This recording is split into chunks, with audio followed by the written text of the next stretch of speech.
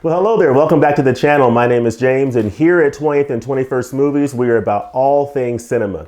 Well, today I'm going to take just a few minutes to share with you my thoughts on a film that I recently watched, a film that is a Criterion Collection release, and it comes in at spine number 1074 in the Criterion Collection. It is the 1996 film directed by French film director Olivier Assayas, and it's Irma Vep. And this is a film that is directed by Olivier Assayas. Olivier Assayas has a number of films in the Criterion Collection that I think you might be familiar with, including Cold Water, which comes in at spine number 944, Summer Hours coming in at spine number 513. Cold Water is a film from 1994, and it is an earlier film than this film Irma Vep that came out in 1996. Summer Hours came out in 2008.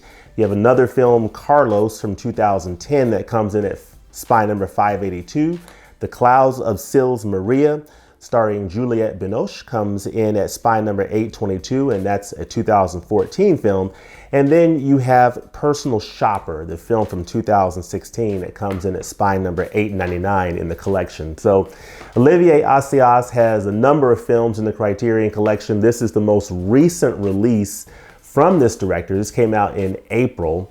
It's part of the April Criterion slate. And this film stars Maggie Cheung as essentially a version of herself. She plays a Hong Kong action movie star who's coming to France to star in a movie directed by washed up, middle-aged film director René Vidal, who's played by famous French actor Jean-Pierre Leaud. Of course, Jean-Pierre Leaud, many of you may know, is the star of The 400 Blows, the Francois Truffaut film from 1959, and he also starred in the Jean-Luc Godard film Masculine Feminine back in 1966 with Chantal Goya. So those are some films you may be familiar with that Jean-Pierre Leaud starred in his youth. In this film in 1996, he's playing an older, washed up film director who's trying to revive his career at this point by doing a remake of a film called Les Vampires. This is a series of silent films that ran from 1915 and 1916, directed by French director Louis Fallade and starring Musadora in the title role as Irma Vep. And essentially, Les Vampires is about Musadora playing the role of Irma Vep. She's a leader of a gang of vampire thieves who steal from the rich. And Musadora dresses up in this black suit, this black like Catwoman type suit, and that's part of the role of Irma Vep. So fast forward to the present, or 1996. At this time, they're trying to do a remake of that film, Les Vampires, and it's called Irma Vep. And Maggie Cheung has been brought in to star in that role, which is sort of a controversial decision on the part of René Vidal. He's rolling the dice, trying to pull out all the stops to be as creative as possible to revive his career and make a successful remake of that film, Les Vampires. And that's really the essence of what this film is about. And the best way I can describe this movie, the best way I can describe Irma Vep and the experience of watching this film is this film doesn't really have what you would call a traditional narrative. It really is more like watching a documentary or watching a cinema verite style type of filmmaking. So you're just sort of watching these characters as they're going through the production of this film, and you're seeing all of the on-set drama, the calamity that's going on trying to produce this film, and essentially René Vidal, the director, sort of losing his mind during the production and just not really having a great time producing this film. The main characters of Irma Vep are, of course, Maggie Cheung's role playing as herself, coming to Paris from Hong Kong to play this role. So she's the title character in this movie. You also have Jean-Pierre Leaud playing René Vidal, playing the director who's trying to get this film made. And then you also have another interesting character played by Nathalie Richard, who plays Zoe, who is the costume designer for Maggie Cheung's character. And you have sort of a I don't want to call it a love triangle, but basically Zoe and Renee are both in love with Maggie Cheung's character in this film. And so you have that dynamic going on, as well as all of the on-set drama and dysfunction in trying to produce this film. So during the film, you'll see Renee getting into it with his production designer, with all the people that's involved in the production of the film. You'll see them, watching the dailies and getting frustrated with not being happy with the product that they're producing, and just all the drama that goes into making a film. I think for me, one of the satisfying aspects of watching this film is not taking it as a traditional narrative, which it certainly is not, but just seeing the process of making movies. This film, Irma Vep, is an example of the type of movie that I can appreciate, which is a movie that's about making movies. And that's really the big thing with Irma Vep. It is essentially a film within a film. It's a movie about making movies, and I love films like that. Now, I will say in full disclosure that this might not be a film for everyone because it doesn't follow a traditional type narrative. It's more of a documentary, cinema verite style type of filmmaking. And that's not necessarily for everybody. I think it works pretty well for this film, and I found myself really enjoying it just from the standpoint of seeing the behind the scenes aspects of creating movies. All right, so to cut to the chase here, overall, I would say I really like this film. I really enjoyed this film. I'm not sure if I can say that I love this film or not, but I can definitely say I like this film. And what I like about this film is I always love to see films that portray the process of making movies in some way or form of fashion as part of the narrative of the film. So films like Singing in the Rain, films like Blowouts, films like La La Land, films like Sunset Boulevard, any film that shows the inside view of how movies are made at whatever angle they're coming at with that. Once Upon a Time in Hollywood is another example of that, the Quentin Tarantino film.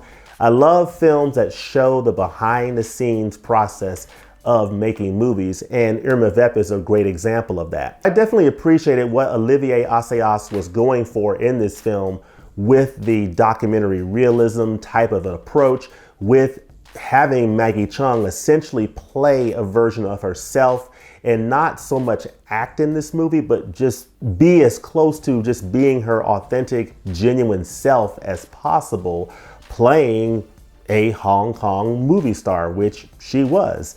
And I think that's something that is a really interesting aspect of this movie is Maggie Cheung is and was a famous Hong Kong movie actress during this time. And so she's coming to France and shooting this movie. And I think one of the observations that she made was here she is, this huge Hong Kong movie star back from where she's from. But here she is in Paris shooting this movie, and a lot of people there don't know about her fame in Hong Kong. And Maggie notes in the supplements that in some ways that was refreshing for her to not be the big star in the eyes of those who were involved in the production of this film. So I thought that was pretty interesting. I definitely appreciate this film as a movie about making movies. And this movie has so many references to other films. Obviously, it's based upon a 1915 and 1916 silent film, and you see footage of that film during this movie. But it also makes references to other films like Batman Returns, because her suit in this movie is based off of Michelle Pfeiffer's Catwoman character in Batman Returns. So you get to see that. And I think that's pretty fascinating.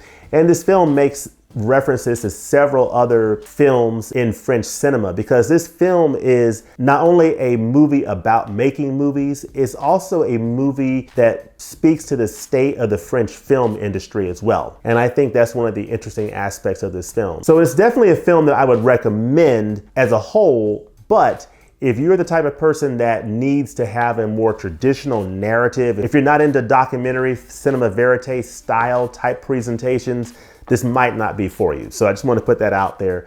But for me, I found it very interesting, very fascinating. I think Maggie Cheung is excellent in this. I think Jean-Pierre Leaud is really good in this. And I think Nathalie Richard playing the role of Zoe, is also very good in this film. And I think the supporting cast also did an amazing job in this movie. So I think from an acting standpoint, really nice performances all the way around. And I absolutely love Maggie Cheung in this film. She makes the movie. Her presence in this movie makes Irma Vep. And I definitely love her performance in this film. And I also have here in my notes that the drama and the dysfunction that plays out in this movie on the set making this film, Irma Vep, a remake of Les Vampires, that drama and dysfunction on the set draws comparisons to a 1973 film from Francois Truffaut called Day for Night, or La Nuit Américaine. Olivier Assayas really gives more credit to Fassbinder's Beware of a Holy Whore as the main inspiration for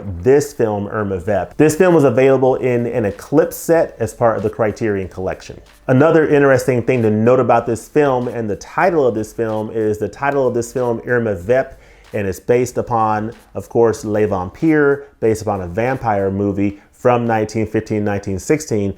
The title of this film, Irma Vep, is an anagram for vampire or vampire. You can spell vampire with the letters of Irma Vep. So I thought that was interesting. That's something I didn't figure out until pretty late in watching this movie, but I think that's a pretty interesting aspect of this film. As far as the special edition for this film from the Criterion Collection, I think Criterion's done a pretty nice job putting this together. What you get here is a new 2K digital restoration approved by Olivier Assayas with a 5.1 surround DTS HD master audio soundtrack. So overall, the video and the audio I thought was very impressive for this release.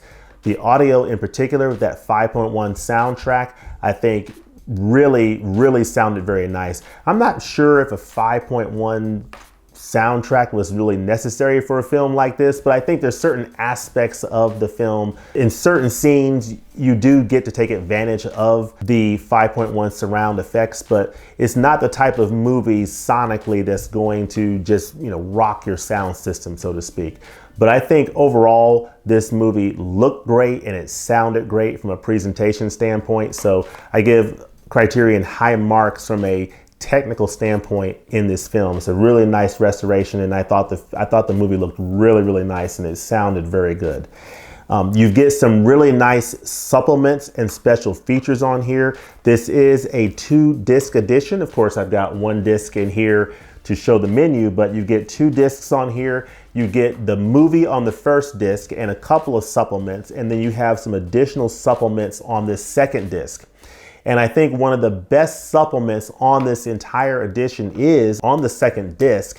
And that supplement is episode 6 of that serial, Les Vampires, from 1915 and 1916 from Louis Leaud, starring Musadora. And you get to see Musadora in her Irma Vep suit doing her thing as part of the Vampire Thieves. So I thought that was really interesting. But you get some really nice special features on here. You get some interviews with Assayas. You get an on the set Irma Vep, which is a behind the scenes featurette. You get a 2003 interview with Assayas and critic Charles Tesson, which I thought was very good because they recount their experiences going to Hong Kong and they provide some really interesting commentary on Asian cinema. And you also have Assayas talking about how he went about finding Maggie Cheung and how he went about casting her in this film and the thought process that went into that, which I thought was very fascinating. And it sort of is a call back to the thought process that Louis Leaud went through in coming up with who he wanted to star in the original Les Vampires and landing on Musadora in that starring role. So it's very interesting to hear Olivier Assayas' thought process in casting Maggie Cheung, and I thought that was very fascinating. And of course, Olivier Assayas and Maggie Cheung were married for a short period of time after this film. You also get Les Vampires, Hypnotic Eyes, the 6th episode, as I mentioned. You get Cinema in the Present Tense, which is basically Olivier Assayas reading from his article that he wrote. It's basically a 2020 address on the state of French cinema, or the state of cinema in general, by Assayas. And then you get a very short clip of Manuk, a portrait of Maggie Cheung, a 1997 short film by Assayas. You get black and white rushes for the film. And in here, in the package, you get a nice article called Film in Flux, which is a really, really nice essay by Elisa Ma, a film critic. And this insert here is very nice. You get some nice pictures here, which I always appreciate. It's not a full booklet, but it's one of the fold outs, but it's a nice fold out. And of course you have the nice essay from Elisa Ma. And of course you've got information about the transfer and the cast and the crew and everyone that's involved in the production. So overall, I felt like Criterion did a really nice job with this edition. Irma Vep from Olivier Assayas. I think the supplements are all very, very good.